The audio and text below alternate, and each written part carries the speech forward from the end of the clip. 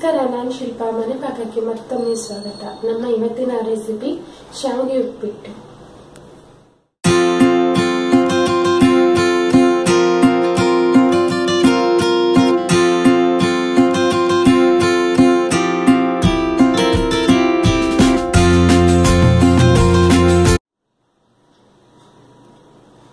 ಹೆಚ್ಚಾಗಿ ಉಪ್ಪಿಟ್ಟು ಅಂದ ತಕ್ಷಣ ಎಲ್ಲರೂ ಮುಖ ಸಣ್ಣ ಮಾಡ್ತಾರೆ. ಆದ್ರೆ ತರಕಾರಿಗಳನ್ನೆಲ್ಲ ಹಾಕಿ ಪ್ರೀತಿಯಿಂದ ಮಾಡಿದ್ರೆ ಉಪ್ಪಿಟ್ಟು ಸಹಿತ ತುಂಬಾ ರುಚಿಯಾಗಿರುತ್ತೆ. ಇದು ಶಾವಿಗೆ ಉಪ್ಪಿಟ್ಟು ಇನ್ನೊಂದು ನಮ್ಮ ಬ್ರೇಕ್ಫಾಸ್ಟ್ ಸೀರೀಸ್ ನ ಮತ್ತೊಂದು ತಿಂಡಿ. ಹಾಗೆ ಇದನ್ನ ಲಂಚ್ ಬಾಕ್ಸ್ ಸಹಿತ ತುಂಬಾ ಸುಲಭವಾಗಿ ಹಾಕೊಡ್ಬಹುದು ನೀವು ಮಕ್ಕಳಿಗೆಲ್ಲ. ಹಾಗಾಗಿ ಇವತ್ತು ಈ ಶಾವಿಗೆ ಉಪ್ಪಿಟ್ಟನ್ನ ನಾವು ಮಾಡೋದು ಹೇಗೆ ಅನ್ನೋದನ್ನ ನೋಡ್ಕೊಳ್ಳೋಣ. ಏನ್ ಬೇಕು ಅನ್ನೋದನ್ನ ನೋಡೋಣ. 1 ಕಪ್ ಶಾವಿಗೆ, 1/4 ಕಪ್ ಕ್ಯಾಬೇಜ್ ಸಣ್ಣದಾಗಿ ಹೆಚ್ಚಿಕೊಂಡಿರೋದು, 1/4 ಕಪ್ ಬೀನ್ಸ್ ಸಣ್ಣದಾಗಿ ಹೆಚ್ಚಿಕೊಂಡಿರೋದು, 1/4 ಕಪ್ ಕ್ಯಾರೆಟ್ ಸಣ್ಣದಾಗಿ ಹೆಚ್ಚಿಕೊಂಡಿರೋದು,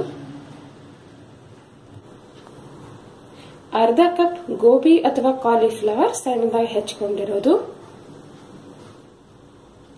1/2 ಕಪ್ ಗ್ರೀನ್ ಪೀಸ್ ಫ್ರೆಶ್ ಅಥವಾ ಫ್ರೋಸನ್ ಯಾವುದನ್ನಾದ್ರೂ ಯೂಸ್ ಮಾಡಬಹುದು, 1/2 ಇಂಚು ಶುಂಠಿ ಸಣ್ಣದಾಗಿ ಹೆಚ್ಚಿಕೊಂಡಿರೋದು, 2 ರಿಂದ 3 ಹಸಿಮೆಣಸು ಮಧ್ಯ ಸೀಳ್ಕೊಂಡಿರೋದು, 1/4 ಕಪ್ ತೆಂಗಿನ ತುರಿ, 2 ಟೇಬಲ್ ಸ್ಪೂನ್ ಕೊತ್ತಂಬರಿ ಸೊಪ್ಪು, 2 ಟೇಬಲ್ ಸ್ಪೂನ್ ಎಣ್ಣೆ, 1 ಟೀ ಸ್ಪೂನ್ ಸಕ್ಕರೆ. ಇದು ಆಪ್ಷನಲ್, ನಿಮ್ಗೆ ಇಷ್ಟ ಇಲ್ಲ ಅಂದ್ರೆ ಇದನ್ನ ಸ್ಕಿಪ್ ಮಾಡಬಹುದು. ರುಚಿಗೆ ತಕ್ಕಷ್ಟು ಉಪ್ಪು. ಈಗ ಮೊದಲಿಗೆ ನಾವು ಶಾವಿಗೆಯನ್ನ ನಸುಗೆಂಪು ಆಗುವವರೆಗೆ ಸಣ್ಣ ಉರಿಯಲ್ಲಿ ಹುರ್ಕೊಳ್ಬೇಕು. ಮೀಡಿಯಂ ಫ್ಲೇಮ್ ಅಲ್ಲಿ ಹುರ್ಕೊಳ್ಬೇಕು. ದೊಡ್ಡ ಮಾಡಿದ್ರೆ ಕತ್ತೋಗುತ್ತೆ ಬೇಗ. ಹಾಗಾಗಿ ಸಣ್ಣ ಉರಿ ಅಥವಾ ಮಧ್ಯಮ ಉರಿಯಲ್ಲಿ ನೀವು ಇದನ್ನ ಫ್ರೈ ಮಾಡ್ಕೋಬೇಕು. ಮಾರ್ಕೆಟ್ ಅಲ್ಲಿ ಹುರಿದಿರೋ ರೋಸ್ಟೆಡ್ ಶಾವಿಗೆನೇ ಸಿಗುತ್ತೆ. ಅದನ್ನ ತಂದ್ಕೊಂಡ್ರೆ ನೀವು ಈ ಸ್ಟೆಪ್ ಅನ್ನ ಸ್ಕಿಪ್ ಮಾಡಬಹುದು. ನನ್ನ ಹತ್ರ ರೋಸ್ಟೆಡ್ ಇರ್ಲಿಲ್ಲ, ಹಾಗಾಗಿ ನಾನು ಈ ಶಾವಿಗೆನ ರೋಸ್ಟ್ ಮಾಡ್ತಾ ಇದ್ದೀನಿ.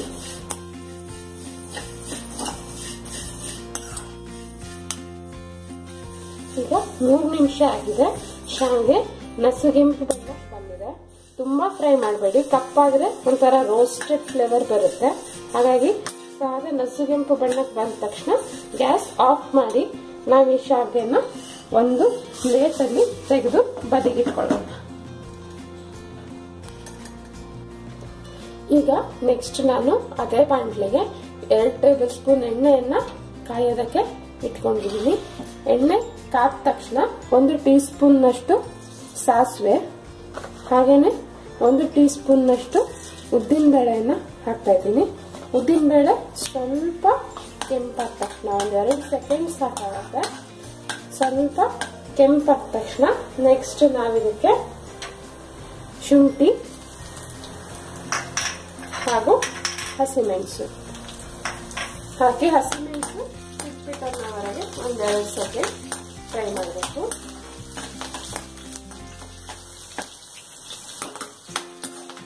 ಈಗ ನೆಕ್ಸ್ಟ್ ನಾವಿದಕ್ಕೆ ನಮ್ಗೆಲ್ಲ ತರಕಾರಿಗಳನ್ನ ಹಾಕೊಳ್ಳೋಣ. ಕ್ಯಾಬೇಜ್, ಕ್ಯಾರೆಟ್, ಬೀನ್ಸ್,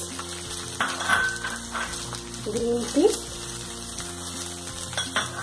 ಹಾಗೂ ಗೋಬಿ ಇದಿಷ್ಟನ್ನು ಹಾಕಿ ಒಂದ್ಸಲ ಸರಿಯಾಗಿ ಮಿಕ್ಸ್ ಮಾಡ್ಕೊಳ್ಳೋಣ.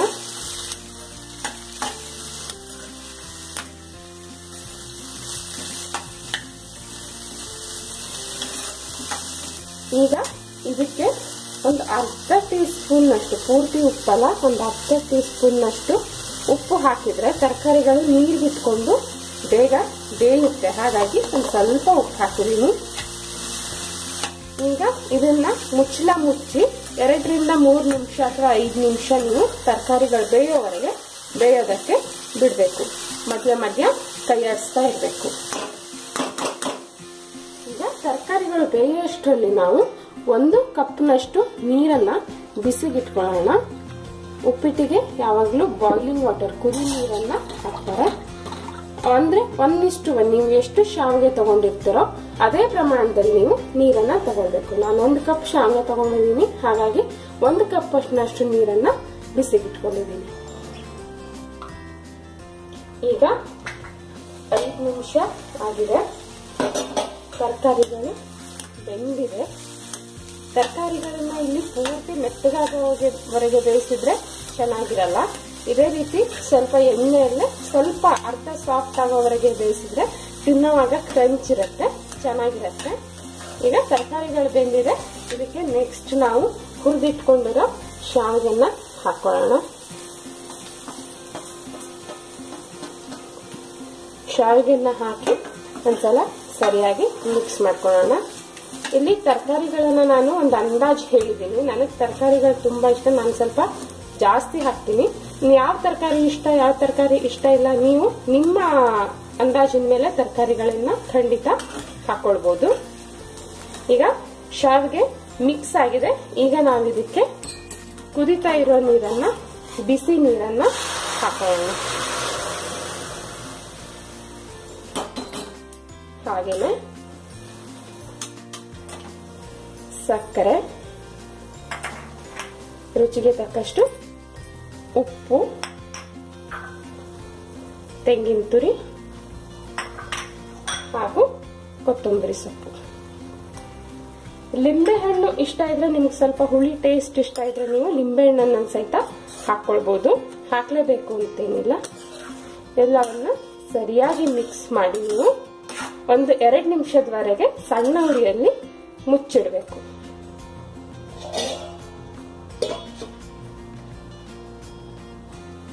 ಈಗ 3 ನಿಮಿಷ ಆಗಿದೆ. ಇನ್ನು ಒಂದು ಸ್ವಲ್ಪ ನೀರಿದೆ, ಇನ್ನೊಂದು 2 ನಿಮಿಷ ಬೇಕಾಗ್ಬೋದು. ನಿಮ್ಗೆ ಸ್ವಲ್ಪ ಗಟ್ಟಿ ಅನ್ನಿಸ್ತು, ಸ್ವಲ್ಪ ಉದುರಿದ್ರೆ ಅನ್ನಿಸ್ತು, ಸ್ವಲ್ಪ ಮೆತ್ತಗ್ ಬೇಕು ಅಂತ ಅಂದ್ರೆ ನೀವು ಮೇಲಿಂದ ಇನ್ನೊಂದು 2 ಟೇಬಲ್ ಸ್ಪೂನ್ ಅಷ್ಟು ನೀರನ್ನ ಹಾಕೊಳ್ಬಹುದು, ಆಪ್ಷನಲ್. ಹಾಗೇನೆ ಇದೆ, ಉದುರುದ್ರಾಗಿ ಚೆನ್ನಾಗಾಗತ್ತೆ. ಆದ್ರೆ ನೀರು ನೀವು ನೋಡ್ಕೊಂಡು ಹಾಕೊಳ್ಬೇಕು, ಯಾಕೆಂದ್ರೆ ಒಂದೊಂದು ಬ್ರ್ಯಾಂಡಿನ ಶಾವಿಗೆಗೆ ಒಂದೊಂದು ತರದ ನೀರು ಬೇಕಾಗುತ್ತೆ. ಒಂದು ಶಾವಿಗೆಗೆ ಒಂದು ನೀರು ಸ್ಟ್ಯಾಂಡರ್ಡ್ ಮೆಜರ್ಮೆಂಟ್. ಆಮೇಲೆ ನೀವು ಉದುರು ಬೇಕೋ ಮೆತ್ತಗ್ ಬೇಕೋ ಅದ್ರ ಮೇಲೆ ಡಿಪೆಂಡ್ ಆಗಿ ಮೇಲ್ಗಡೆಯಿಂದ ಸ್ವಲ್ಪ ನೀರು ಹೆಚ್ಚು ಕಮ್ಮಿ ಹಾಕೊಳ್ಬಹುದು. ಈಗ ಇನ್ನೊಂದು ಸ್ವಲ್ಪ ನೀರಿದೆ, ಇದಕ್ಕೆ ಇನ್ನೊಂದು 2 ನಿಮಿಷ ಬೇಕಾಗತ್ತೆ. ಮತ್ತೆ ಮುಚ್ಚಿಡೋಣ.